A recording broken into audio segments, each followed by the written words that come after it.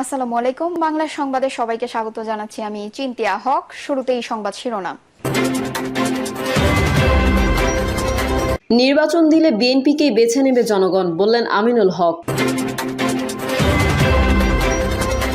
এদিকে রোজার শুরুতেই বিদেশি ফলের চড়া দাম, দেশিতেও অস্বস্তি। জানাবো বরিশালের 21 আসন মনোনয়ন দৌড়ে বিএনপিতে কারা এগিয়ে, এবং সর্বশেষ জানাবো সবার আগে পুলিশের সংস্কার প্রয়োজন, বলছেন মান্না। এতক্ষণ শুনছিলেন সংবাদ শিরোনাম, এবারে বিস্তারিত। নির্বাচন দিলে বিএনপিকে বেছে নেবে জনগণ, বললেন আমিনুল হক। অন্তর্বর্তীকালীন সরকার জাতীয় সংসদ নির্বাচন দিলে জনগণ বিএনপিকেই বেছে নেবে বলে দাবি করেছেন দলটির কেন্দ্রীয় ক্রীড়া সম্পাদক এবং ঢাকা মহানগর উত্তরের আহ্বায়ক আমিনুল হক। তিনি বলেন, বিএনপি দেশের সাধারণ মানুষের দল। জাতির সব ক্লান্তি লগ্নে বিএনপি মানুষের পাশে ছিল, এখনো দেশের মানুষের জন্য কাজ করে চলেছে বিএনপি। আমিনুল হক বলেন, পরিপূর্ণ সংস্কারের জন্য দরকার দেশে একটি জাতীয় নির্বাচন, যার মাধ্যমে জনগণের সরকার প্রতিষ্ঠিত হবে।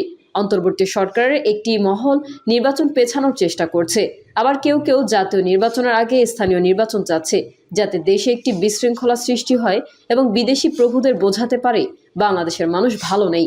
নির্বাচন প্রসঙ্গে তিনি বলেন, অন্তর্বর্তীকালীন সরকারের কেউ কেউ নির্বাচনে বিএনপিকে ভয় পায়। বাংলাদেশে একটি নিরপেক্ষ নির্বাচন হলে জনগণ বিএনপিকেই বেছে নেবে।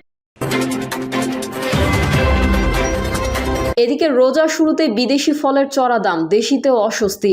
রোজায় খেজুরের পর বেশি চাহিদা থাকে সব রকম রসালো ফলের। শুল্ক কমানোয় খেজুরের দাম এবার হাতের নাগালে থাকলেও আপেল, কমলা, মাল্টা সহ বিদেশি সব ফলের দাম চড়া। সরকার সম্পূরক শুল্ক বাড়ানোয় আমদানি করা এসব ফলের দাম কেজিতে বেড়েছে 20 থেকে 80 টাকা। দাম বাড়ার জন্য বাড়তি দরে শুল্কায়ন ও ডলার সংকটকে দায়ী করছেন ব্যবসায়ীরা। তবে বাজারে কিছু দেশি ফলের সরবরাহ ফল ভালো। আনারস, কলা, পেয়ারা, বড়ইয়ের মতো ফলের সঙ্গে আগাম তরমুজও বাজারে আসতে শুরু করেছে, যেই কারণে ক্রেতারা দেশি ফলের দিকেই ঝুঁকছেন বেশি। যদিও এখানেও স্বস্তি নেই দামে। একদিকে ডলারের দাম বেশি, শুল্কায়নের ক্ষেত্রেও কিছু জটিলতা আছে। বাজারে এসবের প্রভাব পড়েছে। এর মধ্যে অন্তর্বর্তী সরকার এক দফা শুল্ক ভ্যাট বাড়িয়েছে। বিদেশি ফল আমদানিতে সম্পূরক শুল্ক 20 থেকে বাড়িয়ে 30% করা হয়েছে। ঢাকা মহানগর ফল আমদানি রপ্তানিকারক ও আড়তদার ব্যবসায়ী বহুমুখী সমবায় সমিতির সাধারণ সম্পাদক শেখ আব্দুল করিম এর মধ্যে প্রতি কেজিতে মালটার দাম বেড়েছে 50 থেকে 80 টাকা। বাজারে দেশি মালটার সরবরাহ কম, তাতে 220 টাকা কেজির আমদানি করা মালটা কিনতে হচ্ছে 270 থেকে 300 টাকা কেজিতে। কোথাও কোথাও দাম আরও বেশি চাওয়া হচ্ছে। এছাড়া বিদেশি কমলার দাম পড়েছে 300 থেকে 350 টাকা কেজি। কমলার দাম বেড়েছে কেজিতে 40 থেকে 70 টাকা। বাড়তি আপেলের দামও। আপেলের দাম বেড়েছে কেজিতে 20 থেকে 30 টাকা। বাজারে সবুজ আপেলের বিক্রি হচ্ছে 300 থেকে 320 টাকা কেজিতে। সংশ্লিষ্টরা বলছেন, রমজানে খেজুরের পাশাপাশি মাল্টা, কমলার মতো রসালো ফলের চাহিদা বেশি থাকে। ঠিক রমজানের আগেই বেড়েছে এই ফলের দাম। তবে সরবরাহ বাড়ায় কিছুটা স্থিতিশীল আছে আঙ্গুরের। বাজারে এখন 2 পদের আঙ্গুর পাওয়া যাচ্ছে। এর মধ্যে সবুজ আঙ্গুরের দাম 250 থেকে 280 টাকা কেজি, আর 350 থেকে 360 টাকা বিক্রি হচ্ছে কালো আঙ্গুর। ক্রেতা মকসুদ হোসেন বলেন, 300 টাকার নিচে এখন কোনো ফল নেই। গত কয়েকদিনের চেয়ে প্রায় 50 টাকা বেশি। যৌক্তিক অযৌক্তিক পরিস্থিতি যাই হোক, রমজানের শুরুর 2-1 দিনের ফলের দাম অস্বাভাবিক বাড়বে, এটা এখন স্বাভাবিক ঘটনা হয়ে গেছে। বিদেশি ফলের দাম বেশি হওয়ার কারণে বেড়েছে দেশি ফলের চাহিদা। এই সুযোগে দেশি ফলের দামও বাড়িয়ে দিয়েছেন বিক্রেতারা। বাজারে প্রতি কেজি পেয়ারা 80 থেকে 130 টাকা, তরমুজ 60 থেকে 80 টাকা কেজি ও আনারস প্রকারভেদে 40 থেকে 100 টাকা প্রতি পিস বিক্রি হচ্ছে। পেঁপে 120 থেকে 150 টাকা কেজি, বাঙ্গি প্রতি পিস 100 থেকে 150 টাকা, বেল 80 থেকে 120 টাকা পিস, কলা 80 থেকে 120 টাকা ডজন বিক্রি হচ্ছে। বিদেশি ফলের দাম বাড়ার কারণে দেশি ফলের দাম বেড়েছে বলে জানিয়ে এক ক্রেতা ইয়াকুব আলী বলেন, কয়েকদিন আগে পেয়ারা কিনেছি 80 টাকা, আজ 120 টাকা। বড়ইয়ের দাম 150 টাকায় ঠেকেছে, যা 50 থেকে 60 টাকা কম ছিল। বিদেশি আপেল, কমলার দামের সঙ্গে এগুলোর দামও বাড়ছে পাল্লা দিয়ে। রামপুরা বাজারে ফল বিক্রেতা জয়নাল আবেদিন বলেন, পাইকারি বাজারে ফলের দাম বেড়েছে, এর প্রভাব পড়েছে খুচরা বাজারে, তবে সরবরাহ ভালো। এদিকে ঢাকা মহানগর ফল আমদানি রপ্তানিকারক ও আড়তদার ব্যবসায়ী বহুমুখী সমবায় সমিতির সাধারণ সম্পাদক শেখ আব্দুল করিম জাগো নিউজকে বলেন, একদিকে ডলারের দাম বেশি, শুল্কায়নের ক্ষেত্রেও কিছু জটিলতা আছে। বাজারে এসবের প্রভাব পড়েছে। এর মধ্যে অন্তর্বর্তী সরকার এক দফা শুল্ক ভ্যাট বাড়িয়েছে। বিদেশি ফল আমদানিতে সম্পূরক শুল্ক 20 থেকে বাড়িয়ে 30% করা হয়েছে। এই বর্ধিত শুল্কের কারণে খুচরা বাজারে আপেল, কমলা ও আঙ্গুরের দাম কেজিতে 20 থেকে 80 টাকা বেড়েছে। রমজানের আগে ফল আমদানি কমেছে, যার কারণে এখন দামের ওপর তার বড় ধরনের প্রভাব পড়েছে বলে মন্তব্য করেন এই ব্যবসায়ী। এদিকে গত সপ্তাহে আমদানি করা ফলের শুল্ক কর কমাতে এনবিআরকে সুপারিশ করেছে ট্যারিফ কমিশন।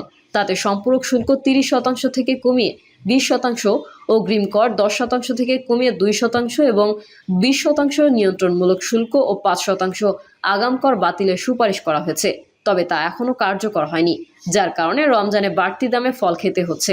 বাংলাদেশ ব্যাংকের তথ্য বলছে, চলতি অর্থবছরের প্রথমার্ধে দেশে $128.51 মিলিয়ন তাজা ফল আমদানি হয়েছে, গত 3 বছরের মধ্যে যা সর্বনিম্ন।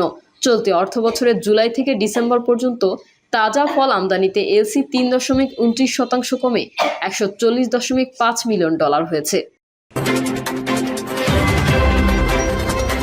বরিশালের 21 আসন মনোনয়ন দৌড়ে বিএনপিতে কারা এগিয়ে? নানা কারণে ত্রয়োদশ জাতীয় সংসদ নির্বাচন দেশের জন্য নতুন একটি মাইলফলক হতে চলেছে, যার ফলে এই নির্বাচনকে ঘিরে বিএনপি সহ অন্য রাজনৈতিক দলগুলোর অভ্যন্তরে চলছে ব্যাপক প্রস্তুতি। তবে আসন্ন এই নির্বাচনের তফসিল এখনো ঘোষণা হয়নি, কবে নির্বাচন সেটিও চূড়ান্ত নয়। তবুও প্রার্থী বাছাই সহ নির্বাচনী মাঠ গোছাতে ব্যস্ত সময় পার করছে বিএনপি, জামায়াতে ইসলামী সহ অন্য দলগুলো। এর মধ্যে জামায়াতে বেশ কিছু আসনে প্রার্থীর নাম ঘোষণা করলেও এক্ষেত্রে বিএনপি এমন কিছু চোখে পড়ছে না, যদিও দলটি মনোনয়ন প্রত্যাশী নেতাদের দৌড়ঝাঁপের চিত্র অনেকটাই প্রকাশ্যে হতে চলছে। আগামী জাতীয় নির্বাচনকে কেন্দ্র করে বরিশাল বিভাগের 6 জেলায় মোট 21টি সংসদীয় আসনও রয়েছে। এসব আসনগুলোতে এরই মধ্যে শুরু হয়ে গেছে মনোনয়ন প্রত্যাশী বিএনপির নেতাদের লড়াই। যদিও এখন পর্যন্ত প্রকাশ্যে আসেনি লড়াইয়ের কোনো চিত্র, তবে ভেতরকার ঠান্ডা যুদ্ধ টের পাচ্ছেন সবাই, বিশেষ করে মাঠ পর্যায়ের নেতাকর্মীরা। কে কার পক্ষে গেলেন আর কে বিপক্ষে, সেই বিশ্লেষণও চলছে নেপথ্যে। যদিও এসব নিয়ে টেনশনে নেই দলের ভাইস চেয়ারম্যান সাবেক এমপি নুরুল ইসলাম মনি সহ প্রভাবশালী 5 নেতা। নির্বাচনী এলাকায় তাদের বিরুদ্ধে মনোনয়ন প্রার্থী নেই বললেই চলে। 2 থেকে 1 জন যারা আছেন এলাকা কিংবা দলের, তাদের এই তেমন শক্তিশালী অবস্থান নেই। বরিশাল জেলার 6টি নির্বাচনী এলাকার মধ্যে 5টিতে মনোনয়ন প্রশ্নে প্রতিদ্বন্দ্বী প্রভাবশালী নেতারা। বরিশাল 1 আসনে সাবেক এমপি চেয়ারপারসনের উপদেষ্টা জহিরুদ্দিন স্বপনের বিরুদ্ধে মনোনয়ন চাইবেন কেন্দ্রীয় সহ-সাংগঠনিক সম্পাদক আকন কুদ্দুসুর রহমান এবং জাতীয় নির্বাহী কমিটির সদস্য ইঞ্জিনিয়ার আব্দুস সোবাহান। বরিশাল 2 আসনে জাতীয় নির্বাহী কমিটির সদস্য সরফুদ্দিন সান্টুর বিরুদ্ধে আছেন কেন্দ্রীয় কমিটির সহ বন ও পরিবেশ বিষয়ক সম্পাদক রওনাকুল ইসলাম টিপু এবং জাতীয় নির্বাহী কমিটির সদস্য দুলাল হোসেন। বরিশাল 3 আসনে স্থায়ী কমিটির সদস্য সেলিমা রহমানের সঙ্গে মনোনয়ন লড়াইয়ে আছেন vice chairman advocate Zainal Abedin. Barishal 4 আসনে স্বেচ্ছাসেবক দলের কেন্দ্রীয় সাধারণ সম্পাদক রাজীব আহসানের পাশাপাশি মনোনয়ন দৌড়ে আছেন সাবেক এমপি জাতীয় নির্বাহী কমিটির সদস্য মেজবাউদ্দিন আহমেদ, সাবেক এমপি জাতীয় নির্বাহী কমিটির সদস্য মেজবাউদ্দিন ফরহাদ।